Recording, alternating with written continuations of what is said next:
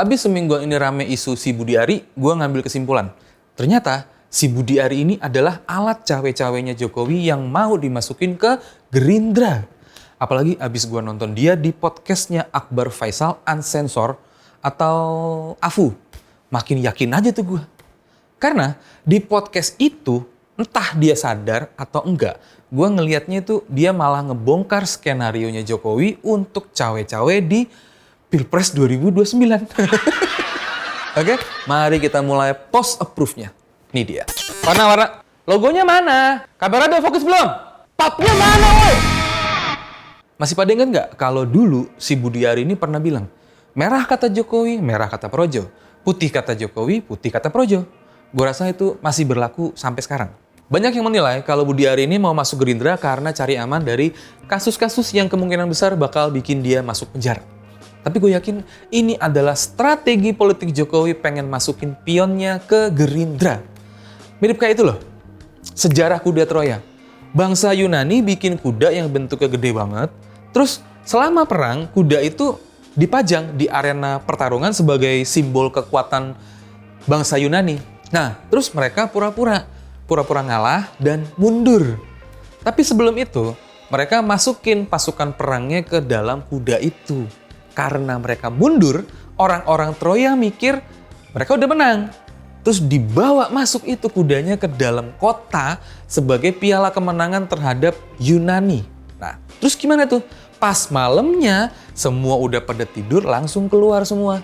Pasukan Yunani yang ada di dalam patung kuda, abis itu mereka bukain pintu gerbang kota biar teman-temannya gampang masuknya buat ngacak-ngacak kota Troya.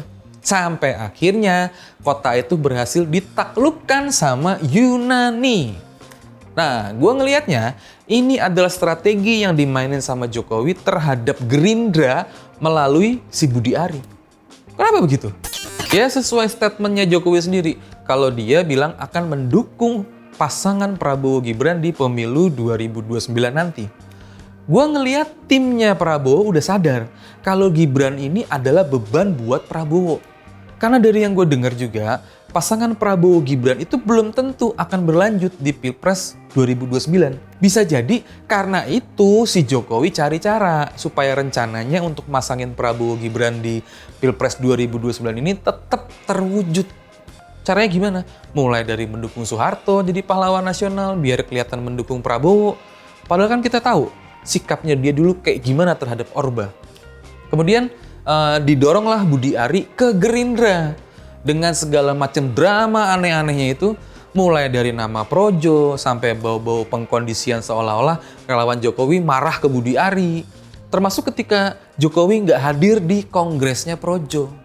Banyak orang yang nyangka kalau Jokowi nggak datang itu karena nggak sejalan lagi sama Budi Ari. Sedangkan kalau dari Projo sendiri, mereka bilang kalau Jokowi nggak hadir itu karena alasan kesehatan. Kagak percaya gue. Kenapa? Kalau emang karena alasan sakit, kok dia bisa nongol di acara PSI? Dan kalau nggak salah di beberapa acara kawinan kerabat-kerabatnya dia juga datang. Ayo, bingung kan lu? Kalau gue ngerasa ini cuma dramaturgi yang dibuat supaya kelihatan Budi Ari udah pisah jalan sama Jokowi. Dan seolah-olah siap mengabdi ke Prabowo. Karena di Gerindra sendiri, Prabowo itu tokoh atau sosok sentral. Dan kalau gue lihat Gerindra ini tidak mengenal loyalitas ganda. Loyalitas semua kadernya itu cuman ke Prabowo doang sebagai ketua umum. Makanya si Budi Ari ini disetting untuk lepas dari Jokowi. Dengan harapan mungkin Gerindra mau terima si Budi Ari. Syukur-syukur dikasih posisi tinggi di Gerindra. Kalau udah dapat posisi tinggi, semoga aja bisa dipercaya sama Prabowo. Kalau udah dipercaya Prabowo, semoga bisa jadi deket atau jadi hopengannya.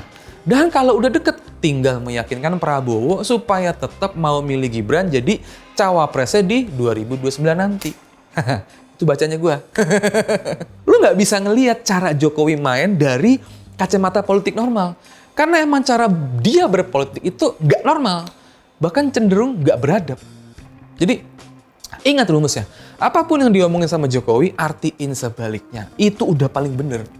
Dan kalau bacaan gue ini bener, nggak gampang juga loh untuk memuluskan rencana ini. Karena baru rencana untuk masuk Gerindra aja, si Budi Ari udah ditolak sama banyak kader Gerindra. Dan bacaan gue itu makin diperkuat abis ngedengerin statementnya si Budi Ari di podcastnya Akbar Faisal yang kemarin. Ya nggak tahu dah dia tuh sadar atau nggak pas ngomongnya, tapi gue ngambil kesimpulan kalau Budi Ari ini emang mau ditanam sama Jokowi di Gerindra. Terus tujuannya apa? Sejauh ini menurut banyak orang emang soal memuluskan jalannya Gibran biar tetap jadi cawapresnya Prabowo atau wapresnya Prabowo di 2029 nanti. Cuman ya gue nebaknya bukan cuman itu, ada rencana lain. Karena menurut gue, di podcast itu ada beberapa statementnya si Budi Ari yang terkesan kayak ngeremehin Gerindra. Jadi, mari kita buka satu persatu. Ini dia. Itu kemarin jabatannya Pak Jokowi di organisasimu apa, Bro? Oh masih, Ketua Dewan Pembina masih. Masih? Masih. Dan beliau menerima itu? Masih. Nanti kita kan mesti lapor juga ke mana?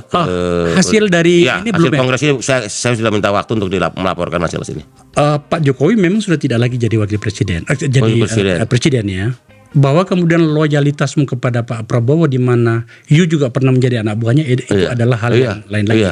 Tapi kan Pak Jokowi itu sudah totally mengatakan akan berjuang bersama PSI. Iya. Kenapa lu nggak ke situ? Karena sejak awal saya nggak ada Pak Jokowi, setiap ketemu saya nggak pernah ada pembicaraan soal partai. Tapi saya tahulah strategi beliau. Jangan serta merta langkah-langkah ini dianggap begini. Nanti dulu, tenang aja, gitu loh. Politik itu nggak sesederhana yang kelihatan. Cuplikan video tadi itu menjelaskan dengan jelas dan gamblang kalau Budi Ari bilang si Jokowi ini masih menjabat sebagai Dewan Pembinanya Projo. Dan hasil Kongres Projo kemarin itu akan dilaporkan ke Jokowi. Bahkan di podcast itu dia bilang kalau dia juga melaporkan itu ke Wapres Gibran. Itu artinya apa? Itu artinya setiap langkah politik Budi Ari itu bisa dibilang ada di bawah kendalinya Jokowi. Terus si Budi Ari juga bilang kalau Jokowi emang nggak pernah bilang soal pilihan partai. Tapi dia paham apa maunya si Jokowi. Ya wajar sih. Sebagai orang terdekat Jokowi, ya dia pasti ngerti lah maunya Jokowi. Makanya dia ke Gerindra. Karena sepertinya dia paham dan ngerti kalau Jokowi maunya ada orangnya dia di dalam Gerindra. Ya kira-kira kayak begitulah. Tapi kenapa Gerindra? Kenapa bukan PSI? Nih lanjutan videonya. Gini, PSI partai masa depan bagus-bagus. Tunggu aja. Ini tinggal endurance dan daya tahan aja. Begitu. Ya, Pak Presiden Pak Jokowi udah disampaikan tuh. PSI akan jadi partai besar di 2030. Ya kalau dia bagus kenapa lu nggak ke situ? Ya. Tunggu aja dinamikanya. Karena Pak Jokowi sudah sampaikan 2034 PSI akan menjadi partai besar. Udah denger kan jawabannya Budi Ari kayak gimana? Dia ditanya kenapa nggak mau masuk PSI aja. Terus dia bilang tunggu aja. Ini udah bukti kalau ke depannya dia ada rencana untuk masuk ke PSI. Bentar, ini nggak lucu sebenarnya. Karena kelihatan kayak nggak menghormati Gerindra gitu. Dengan dia ngomong kayak gitu, artinya Gerindra cuma dijadiin batu loncatan doang. Atau mungkin jadi rumah perlindungan sementara. Gimana? Nangkep tentang hal itu nggak? Dari statementnya itu, gue nangkepnya dia nggak pengen berpolitik di Gerindra terlalu lama.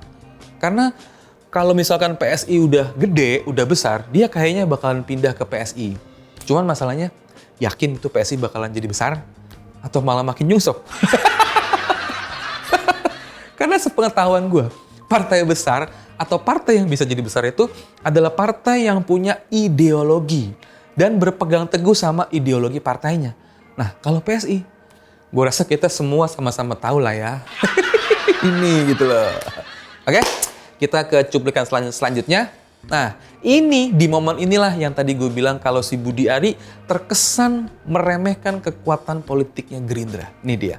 Ada beberapa pikiran, kalau nggak salah di podcastnya siapa ya, katakan gini, Budi Ari sedang bermain kartu yang tampaknya tidak terlalu cantik.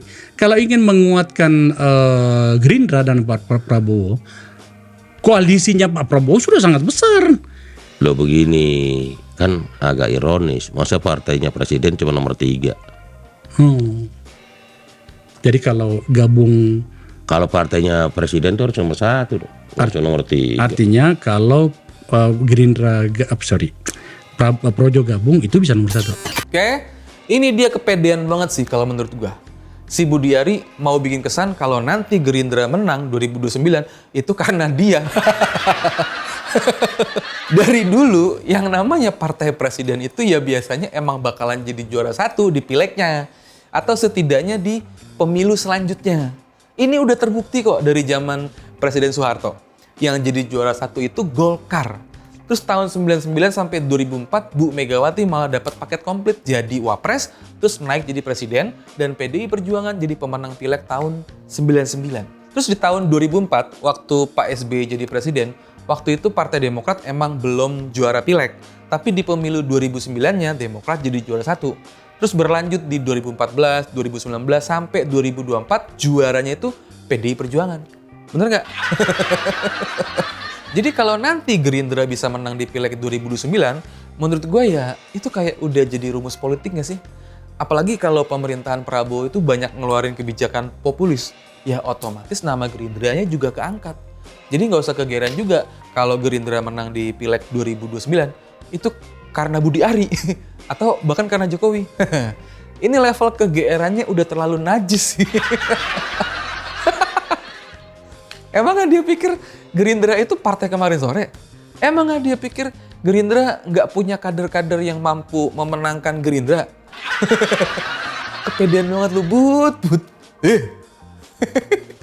Lagian, si Budi Ari ini kan udah menegaskan kalau dia adalah orangnya Jokowi. Dan Jokowi juga udah menyatakan akan bekerja keras untuk PSI.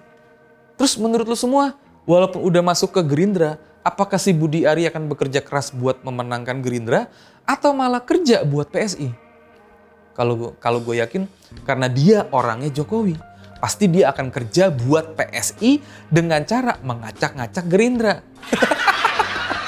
Karena orang mengidentifikasi bahwa Budi Ari itu, Om Mundi ini sahabat saya ini adalah orangnya Jokowi. Loh ya pasti dong. Apa lo? Warna-warna. Logonya mana? Kamera udah fokus belum? Papnya mana, woi?